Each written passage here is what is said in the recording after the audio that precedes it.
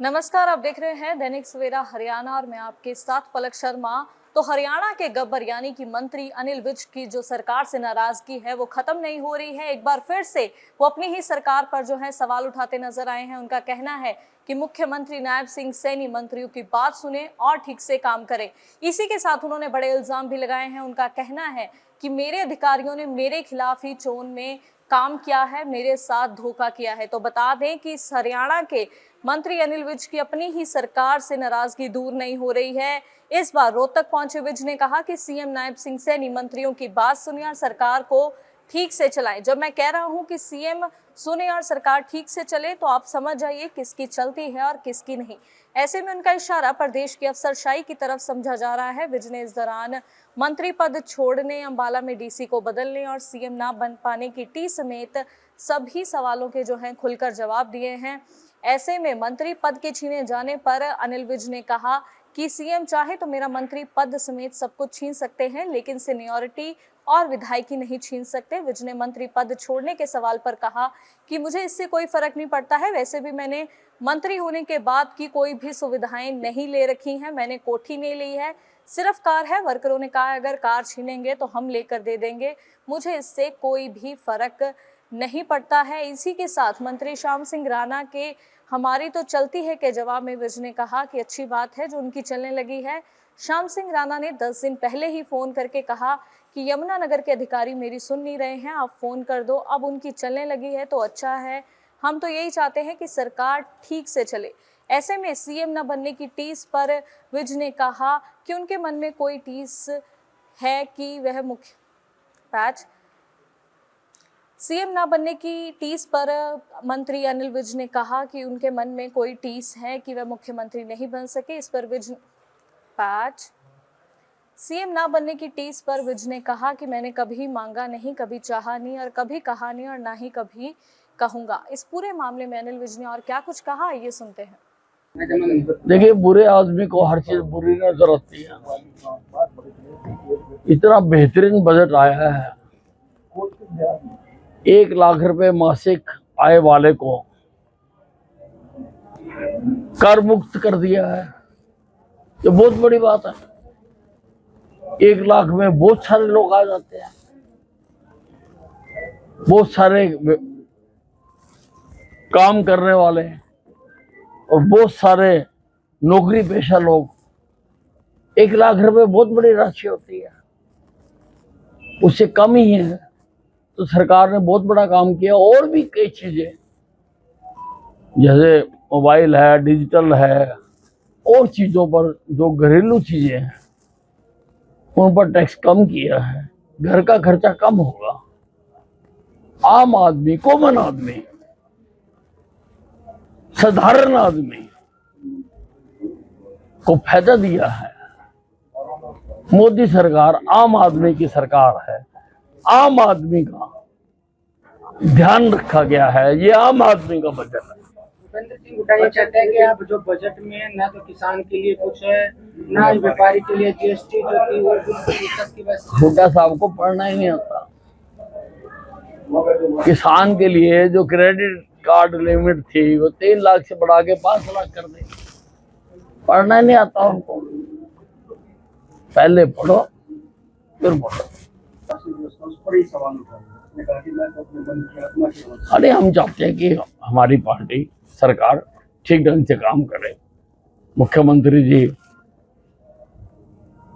विधायकों की, मंत्रियों की, लोगों की बातों को सुने और हमारी सरकार ठीक चले। जब मैं कह रहा हूँ सुने तो इसका मतलब आप समझ। श्याम सिंह राणा भी आपके कैबिनेट के मंत्री है, वो कह रहे हैं कि हमारी तो खूब चलती है। अनिल विज कैसे? अगर उनकी चलने लगी अच्छी बात है, लेकिन 10 दिन पहले उन्होंने खुद मुझे फोन कर रहा था कि यमुनानगर के अधिकारी मेरी बात नहीं सुन रहे, आप उनको कह दो। क्या फिर अफसरशाही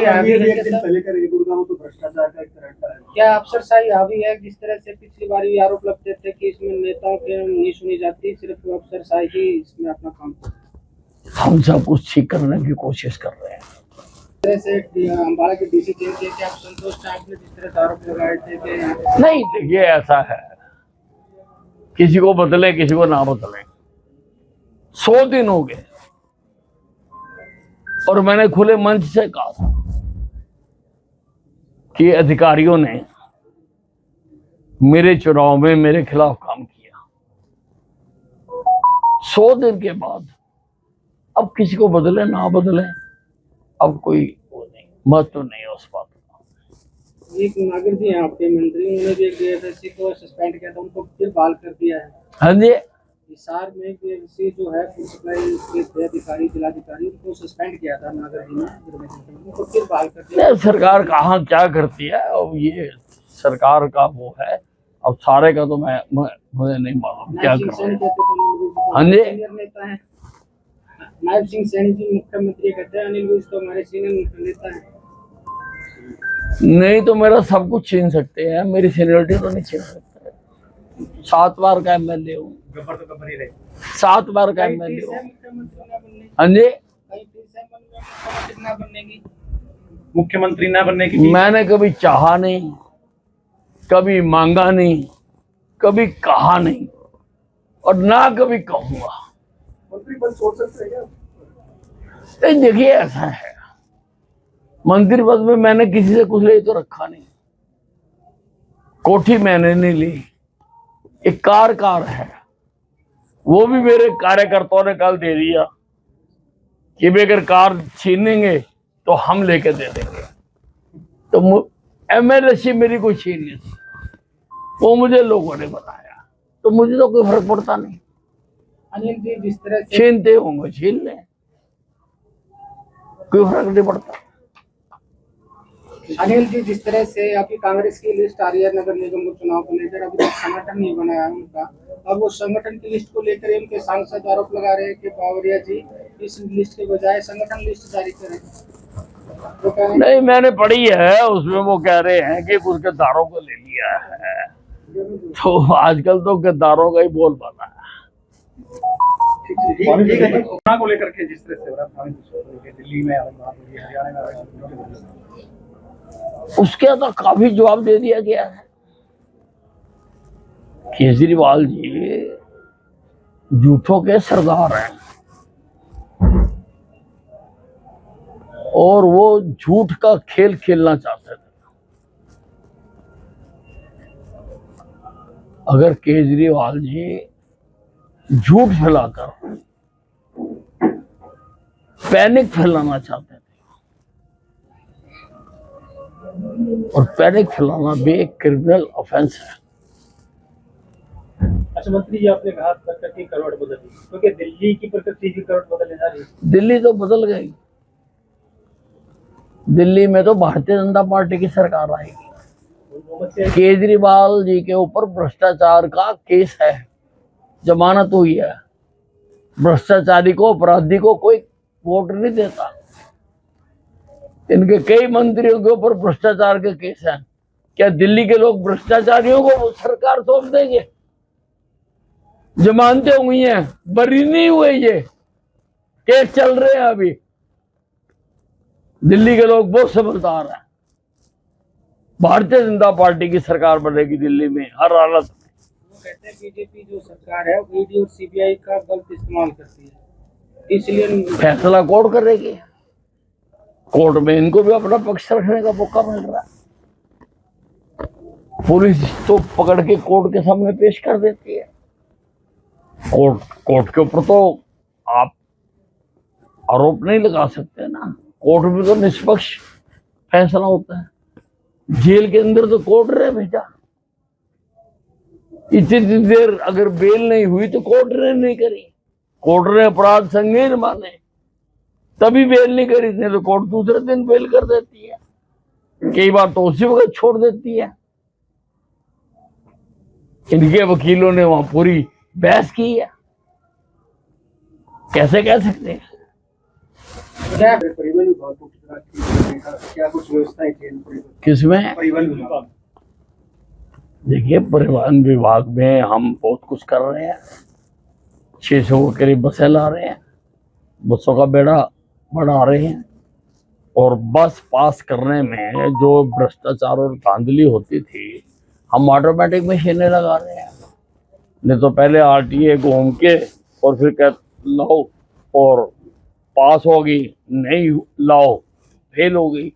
अब हम उसके हाथ से छीन रहे हैं, चीज ऑटोमेटिक कर रहे हैं। खाने की व्यवस्था के लिए हम टूरिज्म के साथ हमारा अनुबंध होने जा रहा है।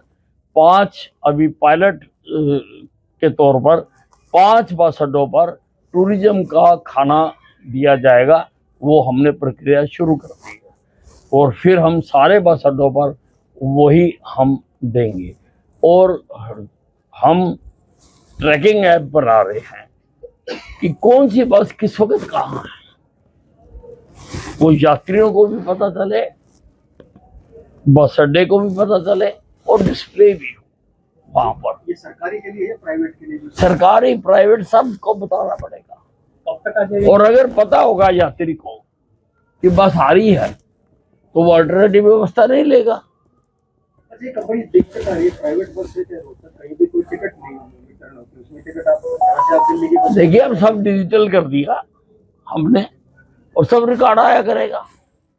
अब सारी चीजें इतनी सारी करने के लिए समय तो थोड़ा लगेगा। कितना साल के अंदर ही हो जाएगा? नहीं आप देखिए, अब ये ऐप बननी है, ट्रैकिंग ऐप बननी है, हमने काम दे दिए तो अब सारा हम कर रहे हैं। हम इनको नंबर 1 रोडवेज बना के दूंगा, नंबर 1 रोडवेज कर्मचारी को कह रहे हैं कि निजीकरण की तरफ बढ़ रही है सरकार। है। रोडवेज कर्मचारी कह रहे हैं कि निजीकरण की तरफ सरकार बढ़ रही है, बजाय नहीं, मेरे पास ऐसा कोई प्रस्ताव नहीं है। नई बसें जो आई हैं उनका कौन जिम्मेदार है, तो समझ में नहीं आ रहा। कर्मचारी कह रहे हैं कि नई बसें जो आई हैं, सिटी बसें चलाई हैं, उनका जिम्मेदार कौन, समझ में नहीं आ रहा। नहीं सरकारी आई है, सरकार को देंगे। टूरिज्म का जो खाना है 5 बसों पे मिलेगा, तो उसमें कौन सी 5 बसें? नहीं, उसमें अम्बाला है, हिसार है, करनाल है, पानीपत है, तो ये 5 अभी हमने छांटे हैं। तो अभी धीरे धीरे सारों पर करेंगे।